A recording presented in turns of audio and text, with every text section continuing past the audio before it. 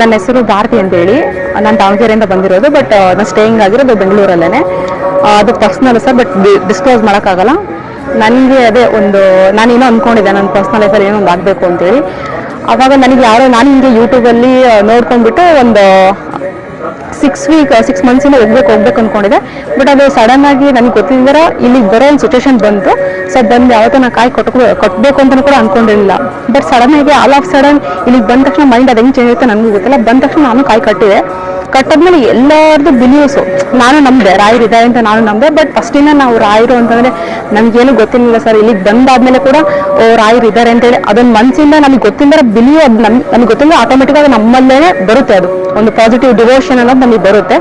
ಅದಾದಮೇಲೆ 1 ವಾರ 2 ವಾರ 3 ವಾರ ಆಗ್ತಾ ನಾನು ಮಾಡ್ಕೊಂಡು ಬರ್ತಾ ಇದ್ದೆ.